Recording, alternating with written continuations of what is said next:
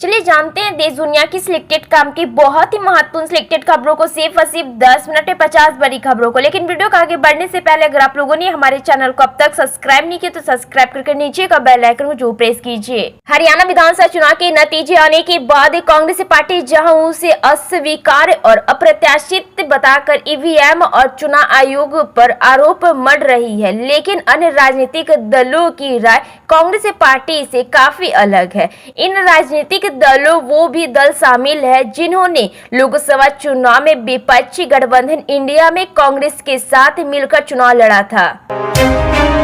उत्तर प्रदेश में 10 सीटों पर होने वाले उपचुनाव के लिए तारीखों के ऐलान से पहले सियासी सरगर्मियां तेज हो गई है। समाजवादी पार्टी ने उत्तर प्रदेश की 6 सीटों के लिए बुधवार को ही प्रत्याशियों का ऐलान कर दिया है। सपा ने अयोध्या की मिल्कीपुर विधानसभा सीट से फौजाबाद सांसद अवधेश प्रसाद के बेटे अजित प्रसाद को पार्टी से उम्मीदवार बनाया है। अजित पवार को प्रत्याशी बनाए जाने पर फौजाबाद सांसद अवधेश प्रसाद की प्रतिक्रिया आई है।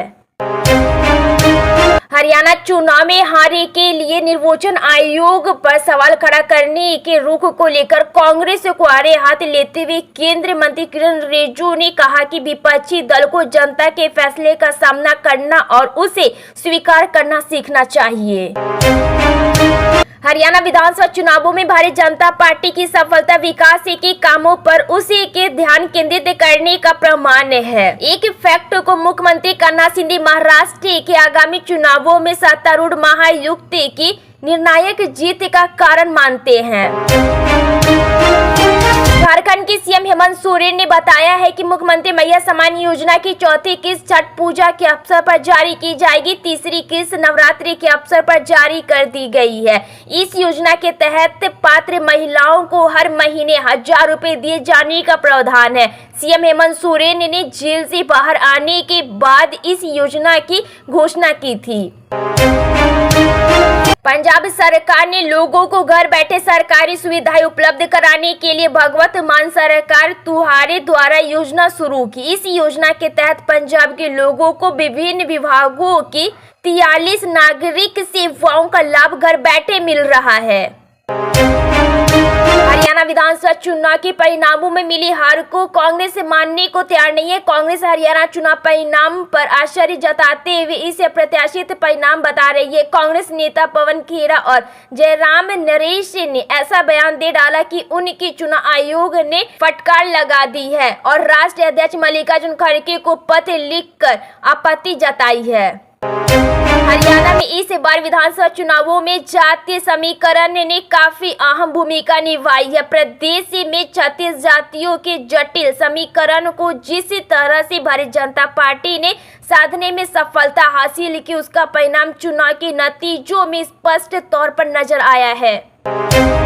महाराष्ट्र में इस साल विधानसभा चुनाव होने हैं। इससे पहले पीएम मोदी लगातार राज्य को एक के बाद एक नई सौगात दे रहे हैं। इसी कड़ी में अब प्रधानमंत्री नरेंद्र मोदी ने वीडियो कॉन्फ्रेंस के जरिए महाराष्ट्र में विभिन्न विकास परियोजनाओं की आधारशिला रखी। कोलकाता में लेडी डॉक्टर की हत्या के मामले में न्याय की मांग कर जूनियर डॉक्टर आमरण अनशन कर रहे हैं तो सीनियर डॉक्टर लगातार सामूहिक इस्तीफा दे रहे हैं। आरजी कर कोलकाता मेडिकल कॉलेज के बाद इस बार नेशनल मेडिकल कॉलेज के वरिष्ठ डॉक्टरों ने भी सामूहिक इस्तीफा दे दिया। केंद्र मंत्री ने एक महत्वपूर्ण निर्णय लेते हुए पोषक तत्वों से भरपूर चावल फाइनल चावल की मुफ्त आपूर्ति को वर्ष 2028 तक जारी रखने का फैसला किया। केंद्रीय गृह एवं सहकारिता मंत्री अमित शाह को नई दिल्ली में स्थित विज्ञान भवन में PhD chamber of commerce and industry के 119वें वार्षिक अधिवेशन को मुख्य अतिथि के रूप में संबोधित करेंगे। दिल्ली में आम आदमी पार्टी और भाजपा के बीच तानाशाही का खेल थमने का नाम ही नहीं ले रहा है। एएनआई की रिपोर्ट के अनुसार अब दिल्ली के सीएम आवास को सील कर दिया गया है। दिल्ली के मुख्यमंत्री आतिशी को सामान सहित बाहर जाने के लिए कह दिया गया है। केंद्र कि नरेंद्र मोदी सरकार ने गरीब जनता के लिए बड़ा फैसला लिया है। अब गरीबों को अगले 4 साल तक मुफ्त अनाज मिलता रहेगा। केंद्र मंत्रिमंडल ने मुफ्त अनाज योजना को दिसंबर 2028 तक बढ़ाने की मंजूरी दे दी है।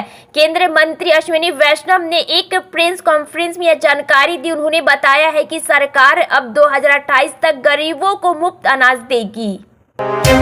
चुनाव नतीजों में गड़बड़ी के आरोपों को लेकर चुनाव आयोग ने कांग्रेस अध्यक्ष मल्लिकार्जुन खड़गे को पत्र लिखा है। कांग्रेस ने आरोप लगाया है कि चुनाव नतीजों के दौरान वोटों की गिनती जानबूझकर कम स्पीड से की गई है। वहीं कुछ नेताओं ने तो ईवीएम तक पर सवाल उठाए हैं। आयोग ने खड़गे को लिखे पत्र में कांग्रेस नेताओं के मिलने की बात मानी है। 2024 अनुच्छेद 370 हटाने के बाद पहली बार जम्मू कश्मीर में चुनाव हुए। आखिरी बार साल 2014 में चुनाव हुए थे। 2014 तक नेशनल कॉन्फ्रेंस के उमर अब्दुल्ला मुख्यमंत्री थे। फिर बीजेपी और पीडीपी गठबंधन ने सरकार चलाई। 2019 में जब अनुच्छेद 370 हटाया उसके बाद अब जाकर 2024 में चुनाव हुए। नेशनल कॉन्फ्रेंस को बहुमत मिला। जम्मू के हिंदुओं ने बीजेपी को जमकर वोट दिया। दिल्ली में पहली बार मुख्यमंत्री आवास खाली कराया गया है। भाजपा के इशारों पर एलजी के सीएम आतिशी के सामान को जबरन बाहर निकाला। सीएमओ का आरोप है कि एलजी भाजपा के किसी बड़े नेताओं को सीएम आवास आवंटित करने की तैयारी में है। 2027 से दिल्ली में सत्ता से बाहर रही भाजपा अब सीएम आवास पर कब्जा करना चाहती है।